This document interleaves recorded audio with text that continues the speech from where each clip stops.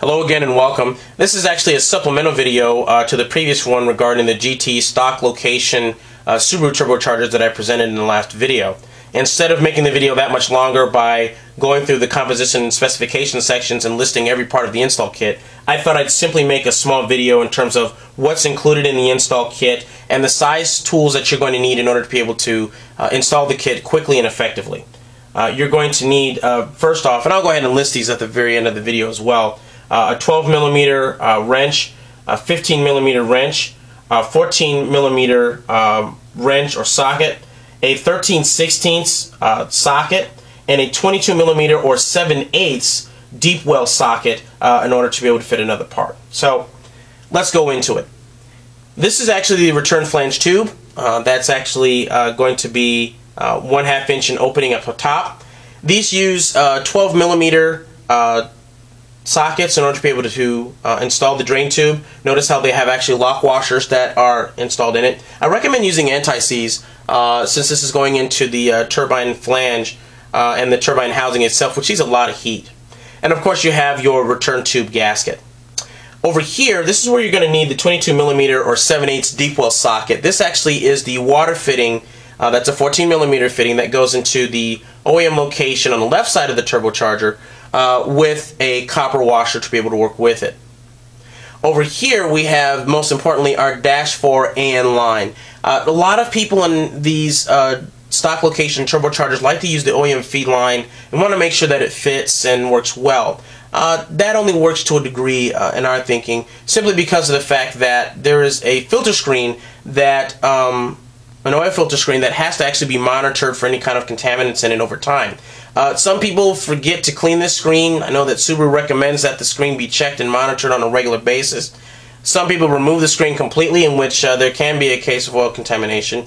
We feel that using a -4 AN stainless line is the best thing to be able to use for this. This uses a 14mm wrench in order to work with inside the turbocharger to be able to fit it on. And the reason why we did a -4 AN line is so that you could fit an aftermarket inline oil filter, say from Earl's or Holly or some other company that has adjustable micron screens that you could be able to use. And at the same time, you don't have to worry about the same OEM filter screen contaminating oil. Please don't forget, these are GT series turbochargers, so they use a very, very small oil restrictor. Considering that Subarus can get up from 100 to 120 psi of oil pressure within even the head, this is only using a 30,000th orifice, and so anything can be able to block that small pinhole orifice. This is actually the Banjo bolt that works into the Banjo fitting that goes into the actual feed line.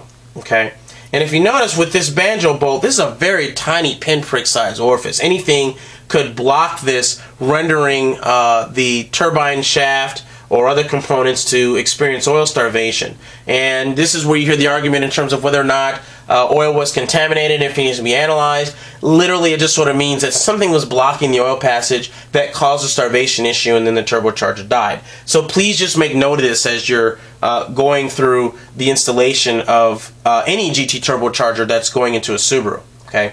An aftermarket inline oil filter is best, especially when we're using our -4 AN line here.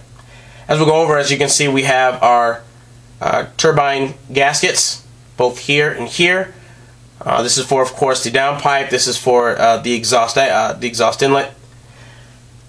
And of course, as we were saying earlier, this is the actual Banjo bolt, and there's 2 copper washers that work with that.